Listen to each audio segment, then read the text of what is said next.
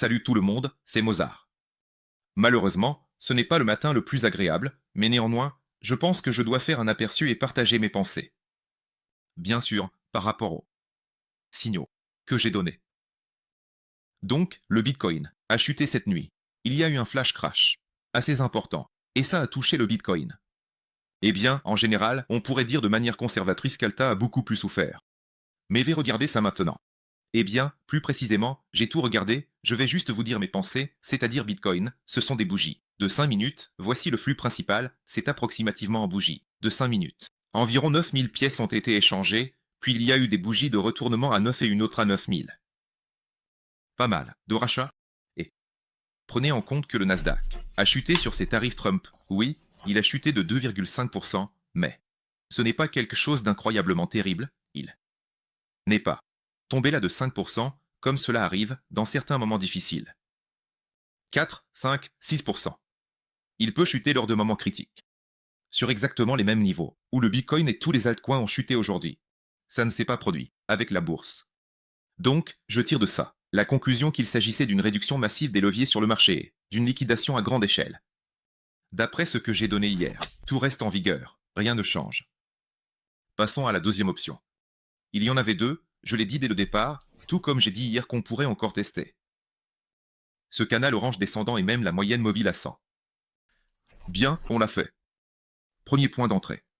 On pouvait entrer à peu près ici avec les prix actuels. Deuxième moyenne DX2 dans ce bloc. Centre du bloc, le prix est au centre du bloc. Ici, on peut faire une moyenne. Voilà, je me suis moyenné. Donc, j'ai une moyenne qui se situe entre cette zone et celle-ci. Ici, j'ai une moyenne autour de 97 à 97,5 000 $. 185. Ah. Comme je l'ai dit, si on prend X2, 185, et que ça se ferme avec une bougie de déclenchement. Avec une bougie de déclenche. C'est-à-dire, dès que la bougie quotidienne se ferme en dessous de 85, on ferme la position avec un stop. Ce n'est pas juste qu'elle va toucher, mais qu'elle va vraiment se fermer. Ici, tout est en place, rien ne change. De plus, d'après les indicateurs, selon le Gracie, on est arrivé, ok, au niveau 40. Dans le cadre des mouvements latéraux. Et maintenant, il est évident que Bokovic arrive. À peu près. Depuis la fin novembre. Ça arrive souvent. On peut aller vers la limite inférieure. Rebondir dessus, revenir vers le haut. Ici, est en place. Donc, je suis en position, tout ce qui va suivre, je l'écrirai depuis cette position. Bien sûr, je vais écrire sur les réductions, les fermetures, etc. dans le canal Telegram. Le Bitcoin cette semaine. Ah. Vous vous souvenez aussi, dans la vidéo, pour ceux qui me regardent, j'ai dit, si on ne se ferme pas, avec une bougie quotidienne au-dessus de cette zone, c'est-à-dire autour de 104-5 cents, 5 000 $. C'est tout à fait probable. On peut aller tester à nouveau la limite inférieure. Eh bien, en fait, c'est ainsi que cela s'est passé, même si je m'attendais à ce qu'ici les arrêts descendent jusqu'à la limite inférieure, la deuxième option est bonne, mais en général, nous examinerons cette option plus en détail, ce qui se passe ici. Cela pourrait être n'importe quoi, du moment que tout est de côté, quoi qu'il en soit ici, la figure sera dessinée à la fin. Maintenant, vous allez regarder, ils vont deviner, vous allez voir d'autres influenceurs, d'autres blogueurs, et ils vont dire. Ici, ça va se dessiner comme un diamant, comme ça, et ensuite, on va descendre à la hauteur de ce diamant. Et, en gros, ça pourrait bien se passer comme ça. On ne pourra pas le deviner. Mais, dans ce genre de mouvement latéral, la figure se transforme d'une à l'autre. Peut-être que cette semaine, le Bitcoin va se racheter, et j'envisage même cette possibilité. C'est tout à fait probable de revenir vers 98, presque 100. Et si on se ferme avec une bougie verte, par exemple, alors ça ne sera plus du tout un diamant. Ce sera une autre figure. C'est-à-dire qu'on peut tout à fait l'intégrer dans le canal orange descendant. On entre juste dans le canal et on dessine un autre drapeau haussier. Attendez, Yoma. Je vais vous montrer même chose maintenant. Voilà, voilà, voilà, et comme ça, on avance. C'est-à-dire le même drapeau haussier. Ces figures se transforment les unes dans les autres et, par conséquent, vous pouvez comprendre de quel type de figure il s'agira. Ce n'est qu'après sa sortie. Après qu'il y ait une confirmation vers le haut ou vers le bas. Alors, on saura quelle figure ça va être. Avant ça, c'est juste potentiel, et le potentiel, ça ne veut rien dire. Dans la blockchain concernant les liquidations, spécifiquement pour le Bitcoin, il y a eu une forte liquidation d'une heure. Assez forte, à 55 millions de dollars. Oui, elle était forte. Eh bien, elle était même plus forte que les liquidations du 5 décembre. C'est exactement en une heure. Pas en un jour, mais en une heure. Et c'est plus que les liquidations du crash du 19 décembre. Bien qu'elle n'ait pas été aussi forte que, Par exemple, après l'attaque iranienne en avril, où il y avait 100 milliards de dollars. En une heure, il y a eu des liquidations, et même il y a eu un moment avec des liquidations au début de janvier 2024, où c'était encore plus. 81 millions de dollars. En ce moment, les liquidations sont importantes mais pas les plus grandes. Bien qu'elles soient la plus grande dernière période consolidation. Et c'est sur une base horaire. Et si on regarde sur une base quotidienne, en gros, cette liquidation est quotidienne. Comparable. Au Détroit. 2. 19 à 1 décembre. C'est-à-dire qu'en tenant compte des effets de levier, de l'argent a été balayé dans les positions longues. En ce moment, c'est environ 120 millions de dollars. À ce moment-là, il y avait un pic autour de 123. Exactement. Ça ressemble à cette situation. Sur image. On ne peut rien dire sur une liquidation forte, c'est une liquidation de retournement, même si après de telles liquidations, on peut souvent encore faire des nouveaux sommets. C'est le fond. On met souvent à jour le fond. Donc comment on fait pour avancer? Alors voilà, on fait comme ça et on monte. C'est souvent comme ça. Plus bas dans le fantin, il est étonnamment très stable. Et ne bouge pas du tout. Pour le moment, à 12 heures, il est entré dans la zone négative, mais dans l'ensemble, en termes de journée, il est stable. Rien ne change ici, environ zéro. Le plus important, je vous ai dit, c'est de ne pas tomber en dessous. Zéro, sur une base propre. C'est-à-dire ne pas laisser arriver ce qui s'est passé. En avril. Après l'attaque iranienne. Voilà, sous zéro. Oui. Et c'est déjà vu comme une formation de retournement. Les détenteurs. À moyen terme. Alors, regardons ce qui se passe ici. Pour le moment, leur prix d'achat est d'environ 96 000 dollars. Maintenant, le prix est de 94 000 dollars. Donc, on est tombé. Voilà, c'est un faux breakout. 13 janvier. On a encore une tentative de franchir cette zone. Tant qu'on la maintient, on n'est pas tombé trop bas. Honnêtement, cette zone, elle est assez. Eh bien, je dirais que c'est critique. Il faut la maintenir. Il ne faut pas la laisser descendre trop bas. Parce que sinon ces gens vont commencer à sortir. Et ces gens qui détiennent des bitcoins depuis 3 mois, ils ont accumulé un gros volume. Assez gros. Et si jamais ils commencent à sortir, je ne vais pas inventer que ça ne va pas arriver ou que j'espère que ça n'arrivera pas. Ça va arriver. Et avec leur sortie, le prix pourrait descendre jusqu'à 85. Je dis les choses comme elles sont. Mais, d'après les statistiques, sur les marchés normaux, cette ligne tient plus souvent qu'elle ne lâche. Donc, à peu près 6 à 7 maintiens pour un seul effondrement. À peu près cette statistique. Voilà ce qu'il y a, je vous le dis. Maintenant, nous sommes dans une zone où on peut se maintenir, même traîner un policier et rebondir vers le haut. On ne peut plus vraiment tomber beaucoup plus bas. Sinon, ça sera complètement différent. Alors, Poly, Dnevka, Total 3. La capitalisation sans Bitcoin et sans Ether.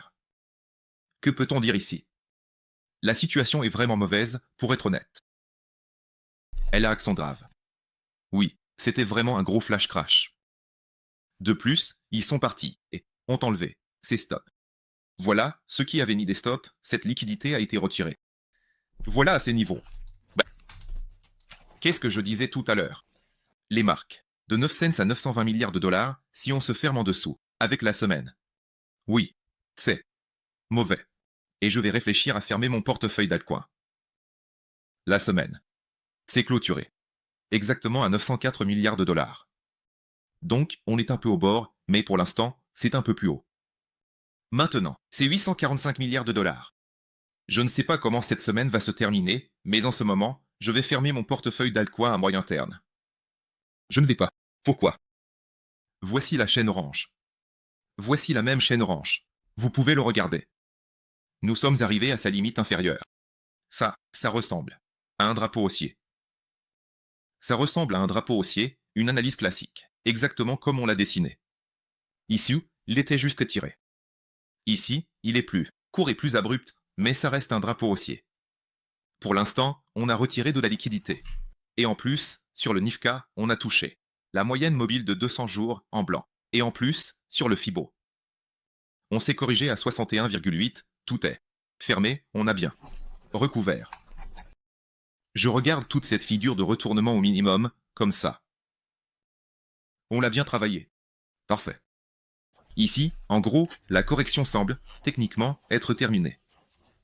Mais de tels plongeons, ILS, eh bien, reviennent rarement rapidement vers le haut. Il peut revenir rapidement. Vers le haut, à quelles conditions? Si demain Trump dit ça, alors, QRI. Eh bien, on a discuté avec les Canadiens, avec les Mexicains. D'accord, je ne vais pas encore introduire ces tarifs. Durs. Je vais mettre 10 à chacun. Là-bas, on verra comment s'arrange. Tout va juste s'envoler vers le haut. Ça va être une telle option.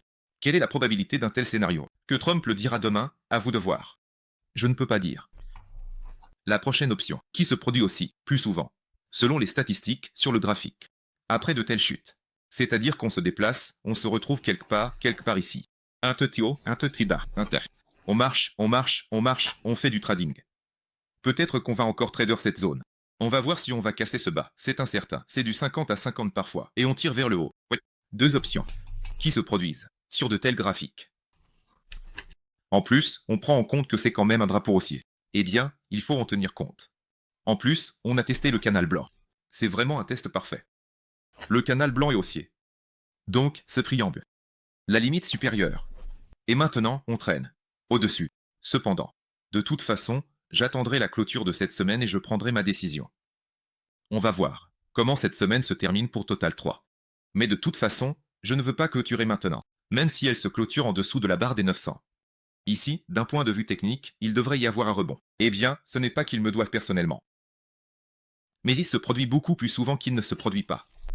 Un rebond jusqu'au centre de ce canal. C'est-à-dire revenir jusqu'au niveau de 9 cents. 900. 50 milliards de dollars. Et c'est ici que je vais clôturer. Si cette semaine se termine en dessous de la barre des 900 milliards, je vais probablement clôturer ici. Soit une partie, soit tout. Ou alors cette semaine se termine finalement au-dessus, avec une bougie verte. Je ne sais pas à quel point c'est probable, et donc je ne fais rien. Alors maintenant il y a deux options. C'est tout.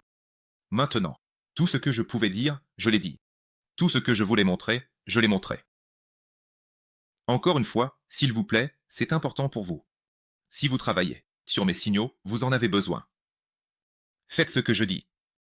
Si je dis stop à la clôture de la bougie, alors c'est stop à la clôture de la bougie. C'est-à-dire pas au toucher, mais à la clôture. Si je dis qu'on prend une position, 2% du dépôt, que ce soit un stop de votre point d'entrée à un stop de 2% ou 22%, vous devez quand même perdre 2% de votre dépôt.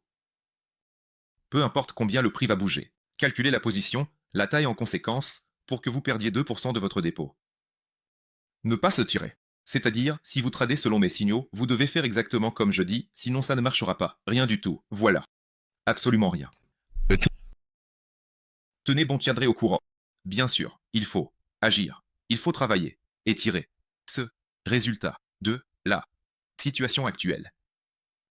Eh bien, je parle d'abord de Bitcoin.